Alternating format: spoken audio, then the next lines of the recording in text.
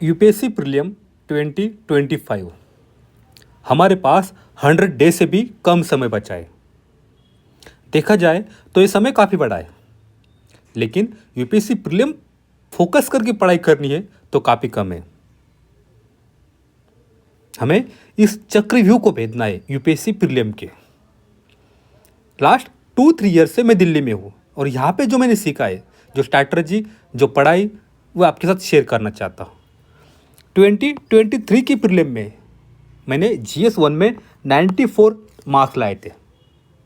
उसके बाद उसी स्ट्रैटेजी को फॉलो करके 2024 की प्रीलिम में GS1 में 120 मार्क्स लाए थे। 23 में मेरा सीसेट रह गया था, तो उसी को 24 में मैंने सारी गलतियाँ चेंज की और यहाँ पे GS2 में 24 की प्रीलिम में 90 मार्क्स लाए। 23 का GS काफ़ी टफ था, सीसेट भी उतना ही टफ था। ये मेरी 23 की मार्कशीट है, जहाँ GS1 में जनरल का कट ऑफ था 75, मुझे आए थे 94 नंबर, लगभग 20 मार्क्स GS में प्लस आए थे। सीसेट काफ़ी टफ था 51, मेरे सिर्फ इतने नंबर आए, जहाँ के कट ऑफ था 66, 15 नंबर मेरे कम आए। इन्हीं गलती को चेंज करके 2024 में मैंने और पढ़ाई की। स्ट्रैटेजी मेरी सेम थी जो मैंने 23 में फॉलो की। GS1 में आए थे मेरे 120, सीसेट में आए 90, कुछ नहीं किया। हम बहुत ज़्यादा पढ़ते हैं यूपीएससी प्रीलिम के लिए, इतनी पढ़ने की ज़रूरत नहीं है।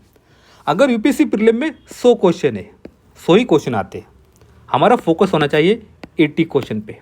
हम 80 क्वेश्चन सॉल्व करेंगे, 80-85 तक आपका जाना चाहिए। आपने 20 क्वेश्चन स्किप करते जो काफ़ी टफ होते, किसी से नहीं आते। हम ना इस 20 क्वेश्चन में टेंशन में रहते कि कहाँ क्या क्वेश्चन आएगा, क्या आएगा, कितना टफ आएगा, क्या सोर्स है। नहीं, आप ना इस 20 क्वेश्चन का टेंशन लीजिए मत। मैंने कभी लिया नहीं, 2 साल में तो लिया ही नहीं। अगर हमने 80 सॉल्व किए, उसमें से हमारे अगर 20 भी गलत हो जाते तब भी कोई इशू नहीं, लेकिन हमारे 60 क्वेश्चन सही होने चाहिए। हम पढ़ते इस 60 क्वेश्चन का, टेंशन लेते इस 40 क्वेश्चन का। जो हमें होगा ही नहीं हम उसका टेंशन लेते, जो हमसे होगा हम उस पर ध्यान देते नहीं। ये 60 क्वेश्चन मैंने यहाँ पे मेरा नाम हाइड कर दिया। मुझे लगता है यूपीएससी एस्पिरेंट ने शांति में क्रांति करनी चाहिए, शांति में क्रांति, ज़्यादा शोर शराबा नहीं करना है। हाँ, यूपीएससी रिजल्ट के बाद प्रीलिम के, मेंस के यूपीएससी रिजल्ट घोषित करती थी, नाम डिक्लेयर कर देती, वो उससे दूर रहिए, कोई बात नहीं है। लेकिन जब तक बनेंगे नहीं तब तक किसी को बताएंगे नहीं। शांति में क्रांति करो। और यूपीएससी प्रीलिम के लिए ज़्यादा सोर्स, बुक, कोचिंग मटेरियल कोई ज़रूरत नहीं। मैंने क्या नहीं पढ़ा, विदाउट मेरे जो नंबर आए थे 23 में, 24 में, मैंने कभी PT 365 नहीं पढ़ा। और पढ़ना नहीं चाहिए मेरे ख्याल से। तो ये मेरा सुझाव नहीं है, मैं अपनी बात बता रहा हूँ। आपको पढ़ना है, आप पढ़िए। इसमें इतना डाटा आता है, इतना इन्फॉर्मेशन है, आप पढ़ेंगे कब, रिवीजन कब करोगे और याद कैसे करोगे। और क्वेश्चन आता है यूपीएससी प्रीलिम में काफ़ी सिंपल। आपको प्रीलिम निकलना है, बस एक ही फंडा है, एक वर्ड आपके पास होना चाहिए, वो वर्ड है कीवर्ड। अगर आपको क्वेश्चन का कीवर्ड समझ आए, या जब भी आप न्यूज़पेपर पढ़ते हो, किसी बुक को पढ़ते हो, कुछ भी पढ़ते हो, उसमें अगर आपने कीवर्ड पकड़ लिया, समझ गए, आपका प्रीलिम में काम हो गया। दूसरा आता है मंथली मैगजीन। मैंने कभी नहीं पढ़ा मंथली मैगजीन, कोचिंग का मटेरियल होता है, बिल्कुल नहीं पढ़ना चाहिए। इसमें भी सेम कंडीशन है जो PT 365 में, PT 365 में बहुत सारी इंफॉर्मेशन, जो आया छाप दिया, जो आया छाप दिया। यहाँ से क्वेश्चन बनता ही नहीं है। IR के क्वेश्चन, इनऑर्बिट क्वेश्चन काफ़ी सिंपल होते हैं। अब आते टेस्ट सीरीज पे। 23 में मैंने कुछ टेस्ट दिए जो फ्री में आते, दिल्ली में शुरू होते, ओपन टेस्ट। बाद में पता चला वो टेस्ट कुछ काम के नहीं होते, कुछ क्वेश्चन नहीं आते वहाँ से। आप मार्केट के पीछे मत भागो, जो चल रहा है वो उसको मत देखो, आप अपने हिसाब से पढ़ाई करो। टेस्ट सीरीज की क्वालिटी एंड यूपीएससी प्रीलिम में जो क्वेश्चन आते हैं उसमें ज़मीन और आसमान का डिफरेंस होता है। फ्री की टेस्ट तो बिल्कुल देनी नहीं। लास्ट ईयर मैंने कोई टेस्ट दी नहीं थी। उसके बाद तो इस साल मैंने सिर्फ फोरम की टेस्ट सीरीज ज्वाइन की थी, फोरम IAS की, वो भी आखिर के 4 टेस्ट, सिमुलेटर टेस्ट। सीसैट के लिए भी की थी, जीएस के लिए की थी। अब फोरम ने मुझे कोई पेमेंट नहीं किया कि आप जाइए हमारा प्रमोशन कीजिए। मुझे ठीक लगा सारे कोचिंग के नोट्स में, सारे टेस्ट सीरीज में, इसलिए मैंने इसको कंटिन्यू किया। बाकी टेस्ट सीरीज कुछ भी काम की नहीं है। आप जाते हो टेस्ट देने, फिर आते मेरे 90 आए, 120 आए, ये कुछ काम का नहीं है, क्योंकि ये क्वेश्चन, ये स्टेटस वहाँ काम नहीं करता। और अगर आपके नंबर 60 आ रहे, 40 आ रहे, आप डर जाते हो, अरे मेरे टेस्ट में कम नंबर आ गए। लेकिन ध्यान रखें, टेस्ट के मार्क्स, यूपीएससी के मार्क्स बहुत फ़र्क होता है। आपको, या मैंने कभी किसी कोचिंग का मटेरियल यूपीएससी प्रीलिम के लिए यूज़ नहीं किया, क्वेश्चन आते भी नहीं वहाँ से। यूपीएससी अब ना इन कोचिंग वाले से बहुत आगे चली गई। जो समय था 2018, 19 का, 2019, 20, 21, तब प्रीलिम में कोचिंग के आते थे 18, 17, 16। मैंने देखी सारे PYQ, पर 22, 23, 24 कोचिंग वाले हाथ ऊपर करके खड़े हुए। 24 में तो कोचिंग का नाम निशान नहीं रहा, इस प्रीलिम में तो मेरे सोर्सेस काफ़ी कम थे, मैंने बार बार की। फर्स्ट आता है PYQ। 1995 से मैंने सारे PYQ की, उसका क्वेश्चन देखा, उसके ऑप्शन देखे, उसमें क्या कीवर्ड्स है वो देखे, एंड उसमें से क्या क्वेश्चन बनता है वो देखा।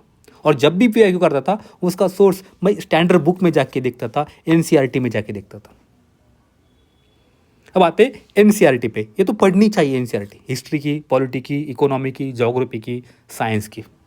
अगर कोई बोल रहा है NCERT मत पढ़ो तो क्या पढ़े, उनकी कोचिंग का मटेरियल पढ़े। NCERT सबसे बेस्ट है, क्वेश्चन यहीं से बनते हैं। इस बार यूपीएससी प्रीलिम में 2024 के 18 क्वेश्चन ज्योग्राफी से आए थे, और उसमें से 16 क्वेश्चन बस ज्योग्राफी के NCERT से आए थे।